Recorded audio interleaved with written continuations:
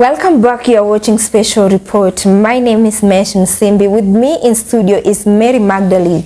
She is a journalist, a host of a wedding program, Yes I Do, here at Maisha Television. She is a model, and by the way, she is a farmer. She rears poultry. Welcome, Mary Magdalene. Thank you very much, Mesh Msimbi. You look good today. Oh, thank you. All right, so we are going to talk about poultry farming, and Mary Magdalene is going to help me unpack all this. Mary Magdalene, what should one do to become a poultry farmer? Okay, if you want to become a very successful poultry farmer, you must just have capital. Yeah, that is the most important thing, because if you have money, you can cap everything. Yeah. So how, what amount of money can help one to start a poultry farm? Okay, it depends whether you want to be, you want to do only farming for money, or maybe you just want to have chicken. You just want to, there are those people that just want to have the chicken, like iko tu, lazima tu akue nayo. But there are those people who do it for money, for business. So it depends when. Well, all right. What are some of the requirements to start a small poultry farm?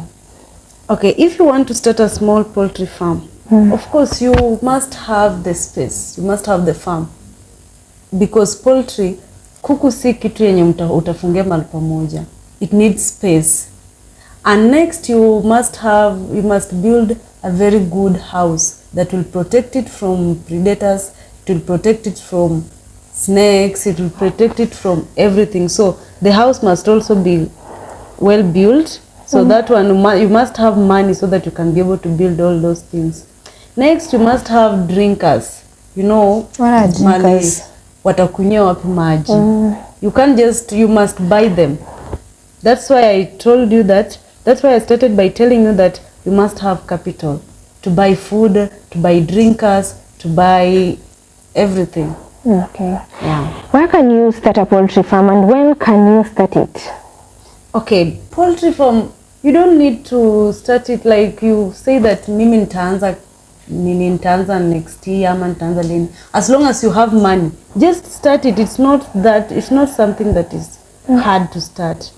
Bora tu you go and buy the chicken. If you want to do, there are so many types of, there are 3 types. You must decide. You can do kienyeji chicken rearing, or you can do broilers, you can deal with layers. You can decide which one you want.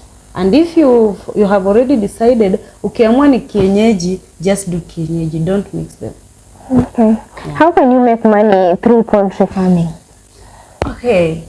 Making money is not an easy thing.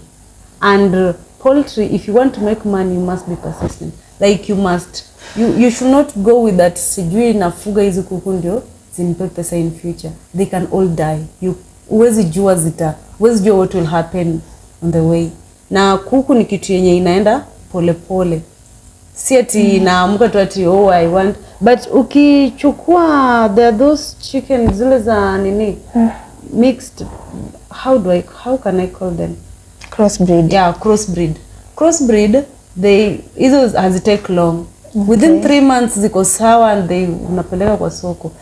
By the way, if you want to make money faster, kama unataka kutengeneza faster money ukitumia kuku, just go for crossbreed.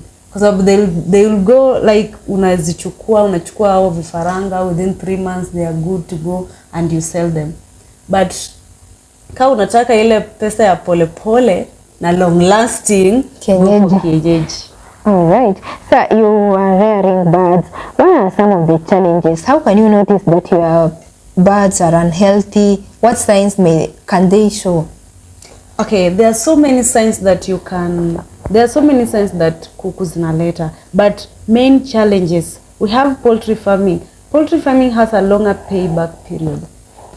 Ukiamua kufuga kuku, you don't look like, hautasema tinafuga ndio zinilipe within this period, because you don't know what will happen. They can die on the way, or maybe. So ukitaka kufuga kuku, you like hata ikifika malipa, kuku pay through mayai and even selling them.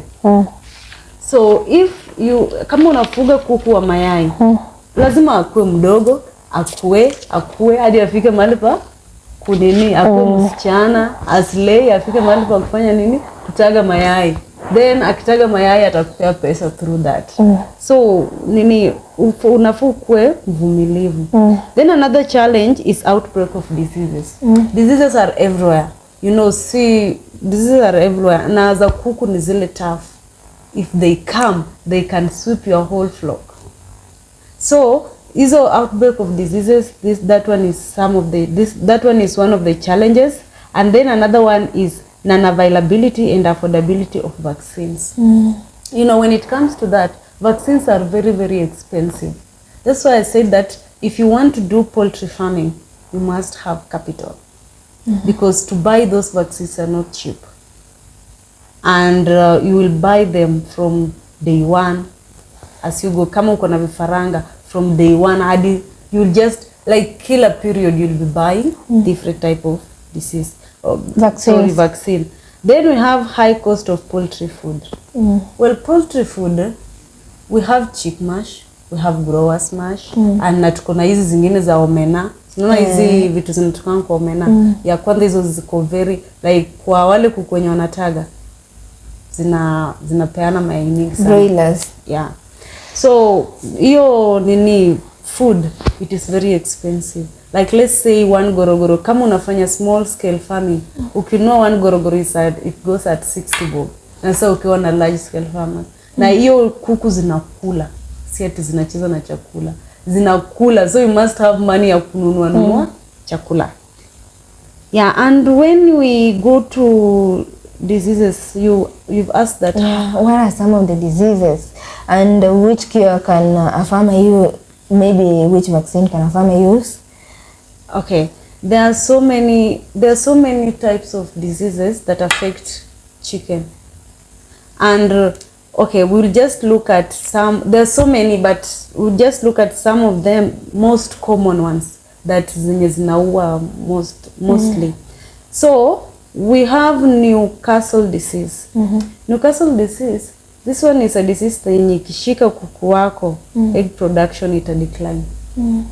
Yeah, unapata tu sometimes uko tu zako tu kwa farm yako, and then you find that unajua ukiwa farmer, you will know that hii mayai hii kuku inataga mayai kiasi fulani. Yes. So unapata like ukienda kuzihesabu unapata hazifiki, zinaanza kureduce hadi inafika mahali haitagi kabisa. That one is Newcastle disease. Yeah. Next we have Gumboro disease. Gumboro disease is a highly contagious viral disease. Ikishika tu kuku yako hivi, joto itashika kuku zote.